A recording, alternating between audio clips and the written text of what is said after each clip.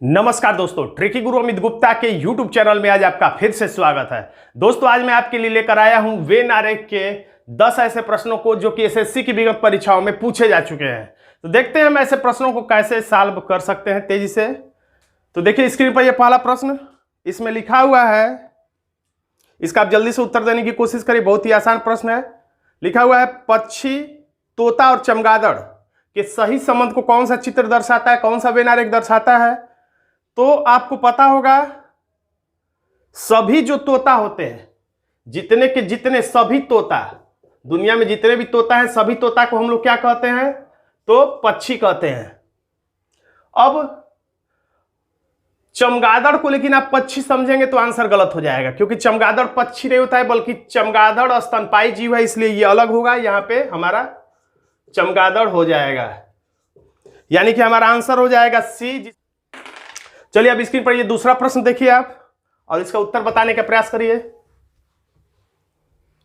इसमें लिखा हुआ है, समाज, शिक्षक और छात्र के बीच सही संबंध को कौन सा वेन आरेख दर्शाता है।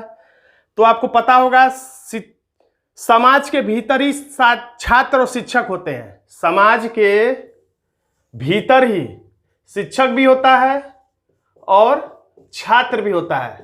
अब लेकिन यह सोचना है कि छात्र का शिक्षक से संबंध दर्शाया जा सकता है या नहीं।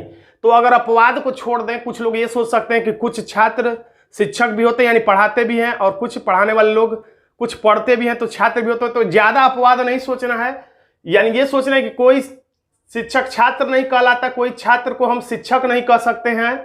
यहां पर ये रोजगार के रूप में देखा जा रहा है।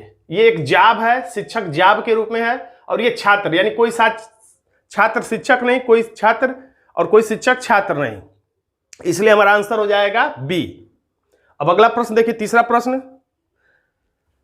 देखिए, इसमें क्या लिखा हुआ है। इसमें लिखा हुआ है, एम.के. गांधी, उमेश चंद्र बंदोपाध्याय, जतिन दास और सूर्य सेन। तो ये सभी व्यक्तियों के नाम हैं, यानी कि एम.के. गांधी को हम सूर्य सेन नहीं कह सकते, जतिन दास नहीं कह सकते, यानी सभी अलग अलग व्यक्तित्व हैं। यानी यहां पर हमारा आंसर हो जाएगा बी, जो कि अलग अलग 4 वृत्त में दर्शाया गया, किसी को किसी में दर्शा सकते हैं। अब देखिए अगला प्रश्न, इसमें लिखा हुआ, पुरस्कार, पुलित्जर पुरस्कार और ऑस्कर के बीच सही संबंध। तो ये हो गया पुरस्कार, सबसे बाहर वाला। अब पुरस्कार के भीतर ही एक पुलित्जर पुरस्कार होता है। अलग अलग प्रकार के पुरस्कार होते हैं, तो एक पुलित्जर पुरस्कार और एक हो गया ऑस्कर पुरस्कार।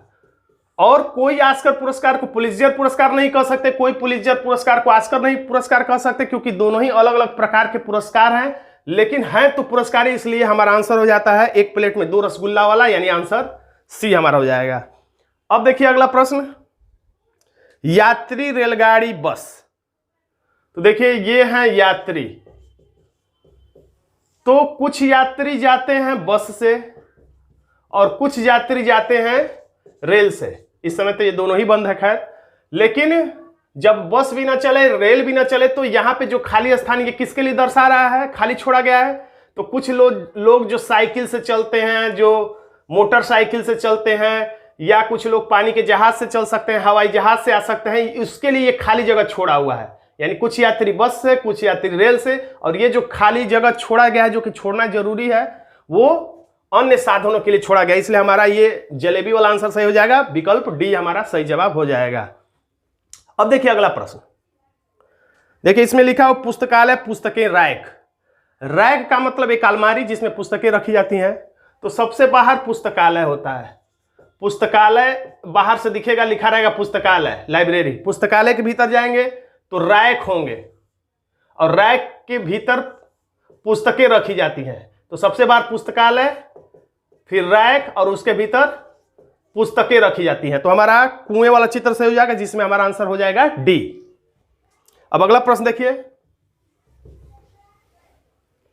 प्रोफेसर, शोधकर्ता, वैज्ञानिक। ध्यान रखिएगा, ऐसा जब भी प्रश्न है, कवि, दार्शनिक, शिक्षक, तो ऐसा जिसमें सभी तरफ से कुछ कुछ आंसर आए, कुछ कुछ रिजल्ट आए। जैसे पहला शब्द ले हम लोग प्रोफेसर, तो कुछ प्रोफेसर शोधकर्ता भी हो सकते हैं, कुछ प्रोफेसर वैज्ञानिक भी हो सकते हैं। अब दूसरा शब्द लें शोधकर्ता, तो कुछ शोधकर्ता प्रोफेसर भी हैं, हो सकते हैं, वही शोधकर्ता वैज्ञानिक भी हो सकते हैं।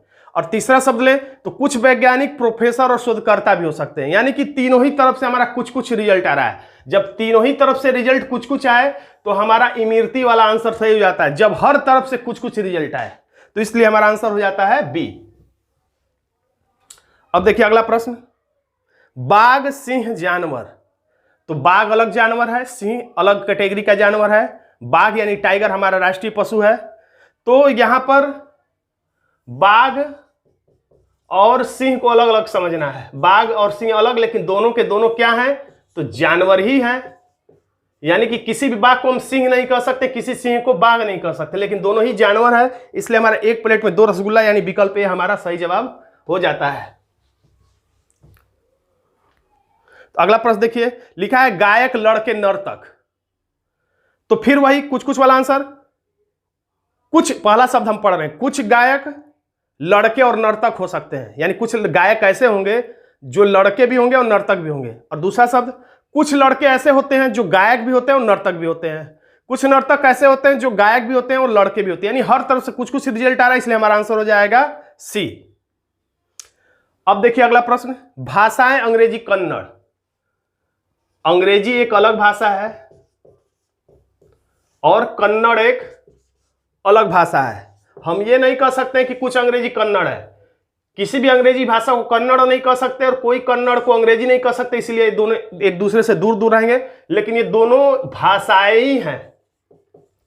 यानी कि सभी अंग्रेजी को भाषा कहेंगे और सभी कन्नड़ को भाषा कहेंगे। भाषाओं का कुछ भाग अंग्रेजी होता है, दुनिया में जितनी भाषा है उसका कुछ भाग कन्नड़ होता है। और ये जो खाली स्थान है ये सब हिंदी, स्पेनिश, इटली, ये सब अलग अलग देश की भाषाओं के लिए भी जगह इसमें छोड़ा गया है। तो दोस्तों आज का एक छोटा सा वीडियो आपको कैसा लगा कमेंट बॉक्स में जरूर लिखिएगा। वीडियो अच्छा लगे तो वीडियो को लाइक कर दीजिएगा, वीडियो और इसे अपने दोस्तों में शेयर कर दीजिएगा। और अभी तक आपने मेरे चैनल को सब्सक्राइब नहीं किया तो सब्सक्राइब भी कर लीजिएगा। धन्यवाद दोस्तों।